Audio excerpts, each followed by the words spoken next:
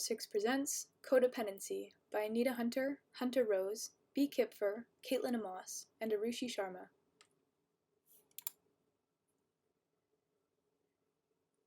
We'll be talking about what codependency is and its relation to attachment style, parenting style, self-esteem, fixed and growth mindset, and, of course, how this all relates together to addiction. The first one in the podcast is any relationship of this dynamic, one person who needs to feel needed and gets the sense of fulfillment from feeling needed, and then the taker who needs to be taken care of, who is very needy. The Oxford Dictionary on codependency is characterized by excessive emotional or psychological reliance on a partner, typically one who requires support on account of illness or addiction. According to Psychology Today, the definition for codependency is a focus on other people's problems, feelings, needs, and wants, while minimizing or ignoring your own.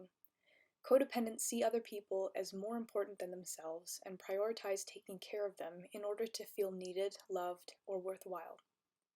While we all need and rely on other people, codependents are overly dependent on others emotionally.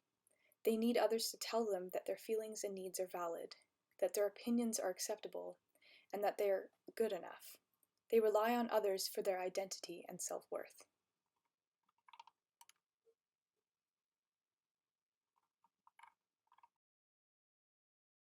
Helen is 15 years old. Her mother, Mary, suffers from low self-esteem and an abusive boyfriend. Mary discloses her fears and secrets to her daughter, Helen. Helen, in turn, feels responsible for her mother's emotions and well-being and drops all her day's plans if Mary had a fight with her boyfriend. Helen not only consoles her mother, but sits in the feelings of dread and despair along with her. Helen also puts aside her own worries about school bullies because Mary has enough to deal with at home.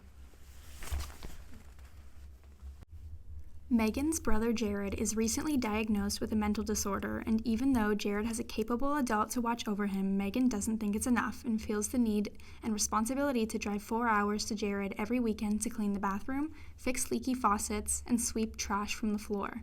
Because of this behavior, Megan gave up their hobby as a major league chess player because they no longer had time for it. Aaron works constantly and never has time for themselves. When their boss asks them to do a side project that is too big to handle for one person, Aaron still takes on the job, even without thinking about how much work it will be. Aaron doesn't want to displease their boss and craves being perceived as a competent and reliable. Aaron's parents praise Aaron's success as a young adult, but having been promoted so early in life compared to other people. Helen is not separating her mother's feelings from her own and even suppresses her own feelings. If Mary has a bad day, then so does Helen. This has a high chance of reflecting on other types of relationships in Helen's life, from friendships to workplace relationships to romantic relationships. Megan is sacrificing items that support their personal identity by trying to be overly perfect the quality of life for Jared. This teaches Jared that he himself is either incapable of cleaning the bathroom by himself or simply doesn't need to try because Megan is doing it for him. This affects both siblings' self-esteem and self-worth. Megan is creating a false self-worth by becoming an extension of Jared's life. Jared's self-worth lowers as his sibling takes away opportunities to overcome obstacles. They're more worried about their boss's desires and their own personal needs and lack of overall work-life balance. Aaron will soon not be able to separate their own identity from their work profession and think success in society is more important than inner self-satisfaction, which will eventually lead to feeling unfulfilled and hollow.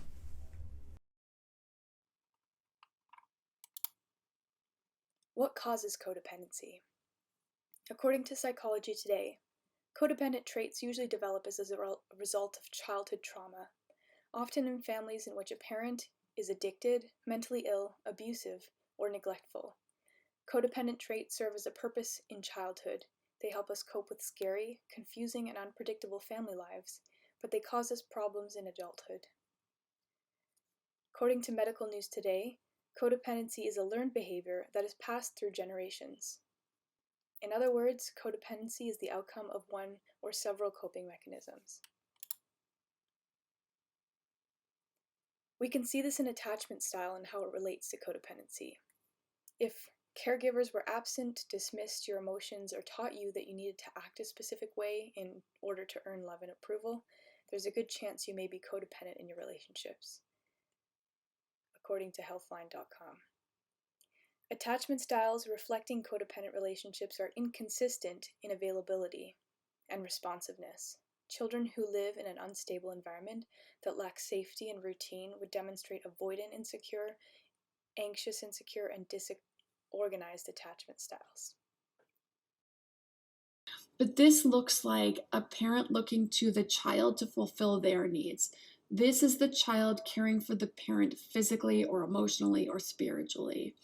It's the parent sharing adult struggles with children, leaning on them for emotional support, making their emotions more important than the child's. Adult glossing over children's feelings, not allowing or giving room or allowance for the child to have feelings around any given situation. So this is where we talk about kids can have feelings. We want to recognize their feelings, allow their feelings, but it doesn't mean we have to give in to whatever it is they want. Allowing the feeling and recognizing it and letting them process it is what's needed for them to grow into the adult who realizes that their feelings are important, but just doesn't mean we necessarily are going to get our way. Now, listening to the podcast, this can also be the other way, in which the parent overdoes their caring for the child and doesn't let the child grow themselves. The most correlated attachment style with codependency seems to be anxious attachment styles. In order to be intimate, they are more likely to place the needs of their partner ahead of their own, but because they don't get their needs met, they typically end up being unhappy. This is according to counselingdirectory.org.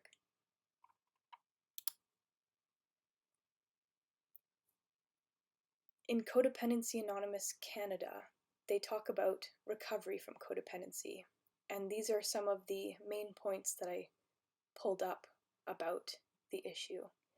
In codependency, I have difficulty identifying what I'm feeling.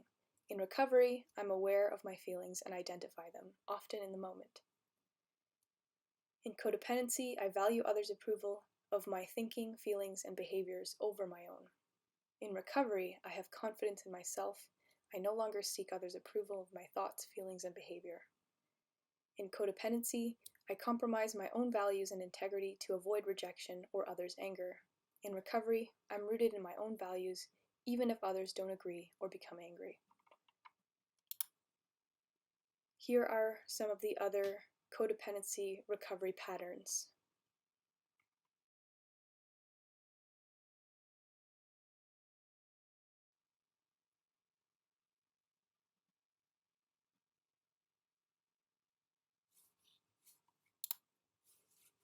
Codependency and parenting styles, permissive and authoritarian.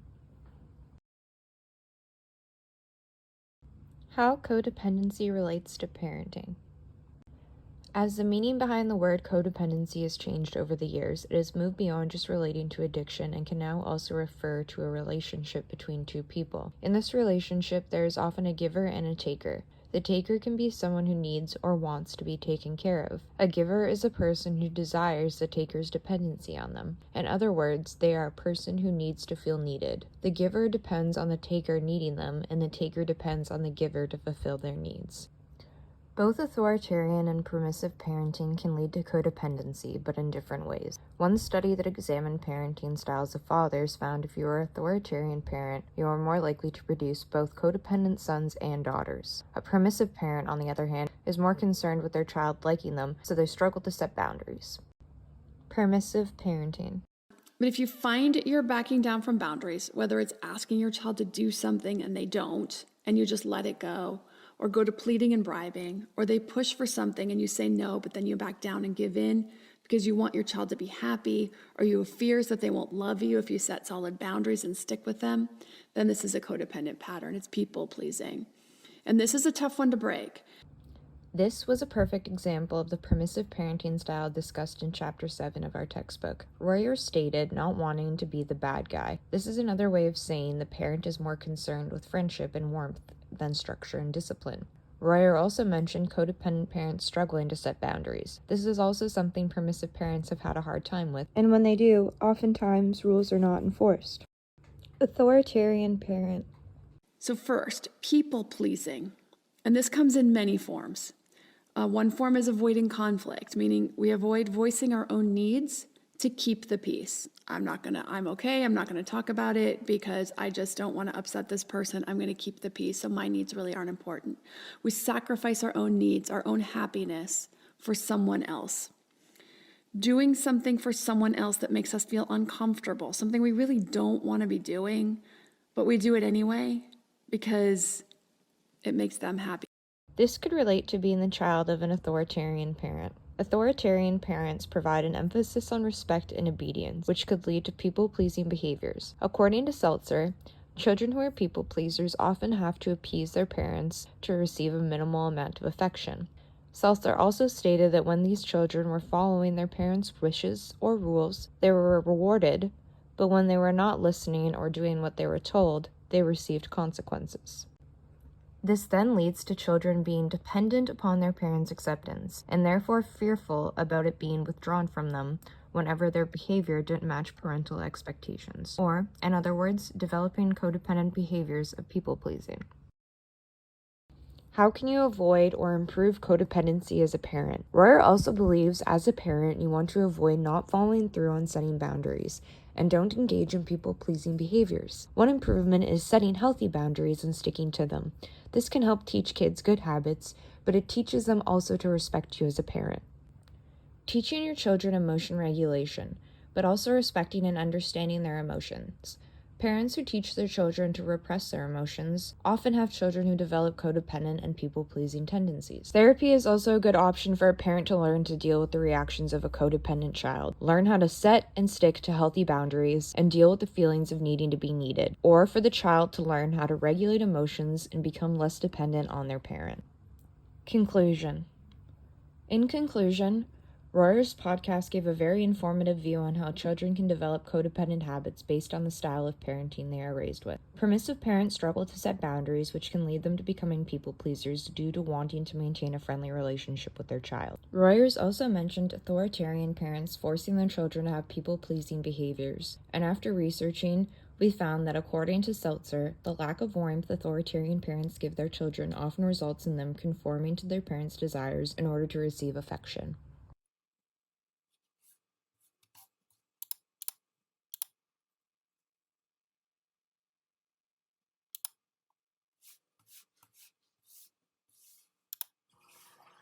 Self-esteem.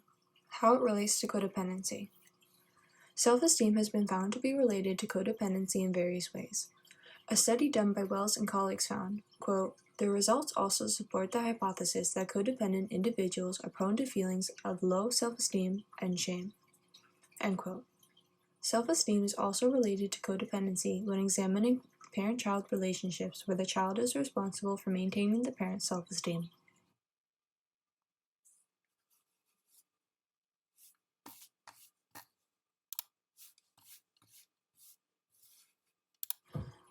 Now we will listen to a brief explanation and example of codependency in relation to self-esteem. Okay, the third way is if your self-esteem is tied to your child's accomplishments, their behaviors, or their grades. It's much easier to accept a toddler's public meltdown when we can see it for what it is, an age-appropriate expression of big feelings, rather than taking it as a reflection on us as a parent. I'm a bad parent. I'm not doing a very good job. My child's upset. They're flailing and yelling and screaming in public. It's easier to accept our child's desire to quit a sport or a bad day on the field or a bad grade, to see it for what it is, rather than not having gotten that boost to our self-esteem that we needed that day. And if you grew up with this kind of pressure, you know exactly how stressful this is. If you were expected to perform up to a certain level, and if not, your parents got very angry, and it was probably unknowingly to you because their self-esteem was reliant on your performance.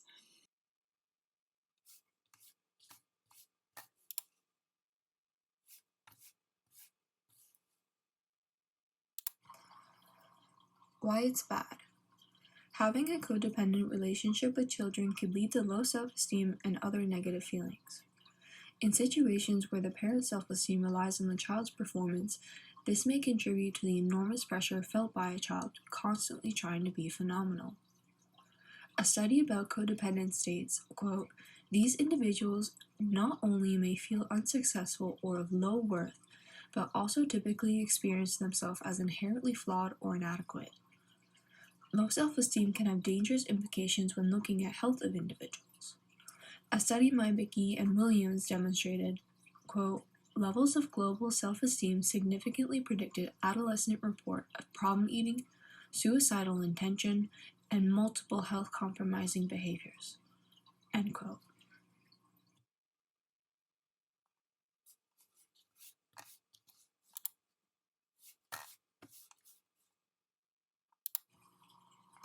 How to improve it. Wells and colleagues advised, quote, "Such clients may benefit from techniques designed to increase a sense of personal worth and efficacy." End quote. Many approaches may help, including cognitive behavioral therapy. One study outlines, quote, "Overall, then, an adaptive cognitive behavioral intervention to target self-esteem appears to show promise for individuals with mental health problems and learning disabilities." End quote. This study demonstrates cognitive behavioral therapy is a very effective method. It assists in building self-esteem for individuals with a variety of different struggles, implying this would also be a good strategy to help codependent individuals with self-esteem.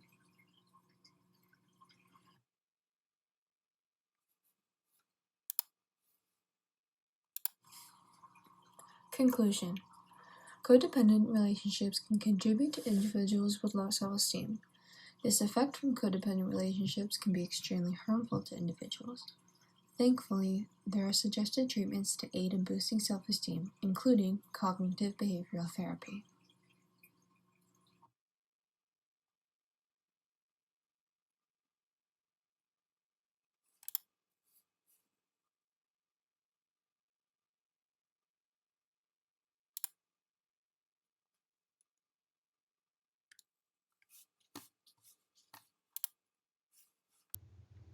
Another facet of codependency is the relation to fixed and growth mindsets.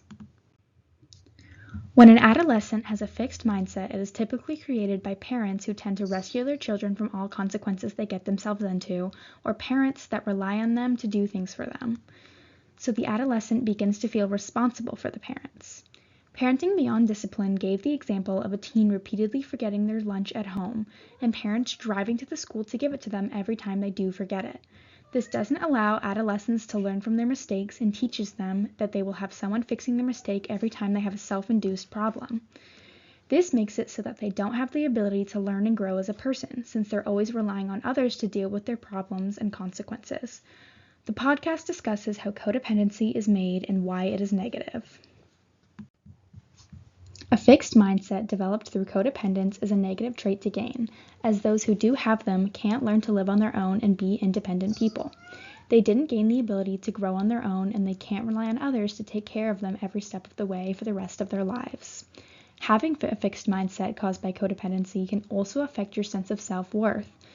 When the person attempts to do something but is cut off by someone because they aren't doing it to their standard, they are telling them that they do not have the skill set to do it correctly, which causes the person to have low self-esteem and doubt their self-worth.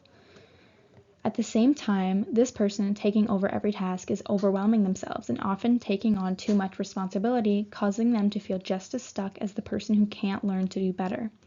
When stuck in a codependent relationship, both the person relying on someone and the person being relied on feel stuck and grow resentful of the relationship. One example of a fixed mindset caused by dependency is Jackson. Jackson started 8th grade this September, and he's found that his math homework has gotten a lot harder than the past years of school. His sister is known to be great at math, so he asked her for help. When he didn't understand her instructions right away, she got frustrated and just did his homework for him. Since then, whenever he gets math homework, she does it right away. She began to become annoyed with Jackson since he needed her to do his homework every night. And his grades began to drop because he wasn't doing well on his tests, so his self-esteem began to drop as well. but he couldn't ask her to stop doing his homework because he was already so behind already and didn't understand how to do the work. A typical fixed mindset caused by codependency that we might see in our lives is a recent trend on TikTok and Instagram, which is weaponized incompetence. Typically shown is a husband using weaponized incompetence to get their wives to do all of the housework by purposefully or accidentally doing it incorrectly or badly, or simply refusing to do it efficiently at all, so that they end up having to not do it. A more relevant example to the university age group might be having roommates who had a codependent relationship with their parents growing up, so now they don't know how to take care of themselves when living away from their parents. They end up being messy, cannot cook for themselves, which negatively affects their other roommates now as well, sometimes leading to the roommates reinforcing this codependency and taking over the task of now doing their housework. For either example of a fixed mindset, the people are refusing to learn so that they can continue to depend on others to do their work, or they have their people around them reinforcing this mindset. Another thing creates a fixed mindset, which is praising for achievement rather than effort, which will keep someone stuck in the place they started with no attempt to get better at the task. If someone is cleaning the house ineffectively and they are berated for doing it wrong and not shown how to learn, and instead has the task taken over for them, they will never learn to do it correctly. The person relying on the codependent relationship cannot easily have this mindset changed, especially when being enabled by having those around them continue to take on their responsibilities. To avoid having a codependent relationship with your future children, teach them to be independent and not have to rely on you to fix their mistakes. For people like roommates or partners, teach them how to do a task correctly instead of just taking over the task and taking the responsibility off of them. Allow yourself to consider your own needs and wants so that you aren't taking on too much responsibility. If you have a fixed mindset yourself, don't let yourself be stagnant in your learning. Continue to allow yourself and others to learn, and don't allow yourself to depend on others to take over your workload. You also need to value yourself in order to get out of a codependency-caused fixed mindset. If you can't value yourself, you can't create a mindset that is focused on your growing and learning. According to Carol Dweck, praising effort creates a growth mindset, while praising achievement creates a fixed effort. Using this logic, you can think and be grateful for someone trying to do a task and use that opportunity to constructively teach them how they can do better instead of jumping to fix it yourself.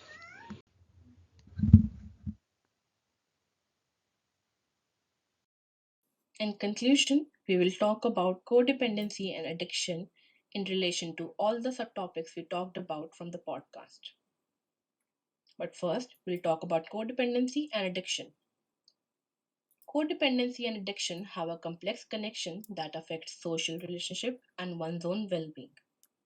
Unhealthy reliance on other people is an aspect of codependency, and when combined with addiction, it can lead to a complicated cycle of enabling behaviors and emotional entanglement. Every subtopic adds a different dynamic to the complex interplay between addiction and codependency. And understanding these connections is essential for complete interventions that tackle both the addictive tendencies and the fundamental codependent tendencies. At first, we'll talk about attachment style. Individuals' attachment style may be very important in codependent relationship. The codependent partner may exhibit an anxious attachment style, which could lead to a severe fear of abandonment and excessive caring behaviors in an effort to keep the relationship moving forward. The addicted person's behavior may be unintentionally encouraged by this continual need for closeness and assurance, creating an endless loop in which treating emotional needs take priority over treating the underlying cause of addiction. To establish a stable bond, the codependent person might unintentionally add to the continuation of addictive behaviors, and it becomes crucial to comprehend and modify attachment styles in order to end the cycle of codependency and addiction. Next, we have parenting style. Codependency and addiction can result from parents who have a permissive parenting style, which is excessively indulgent and unorganized.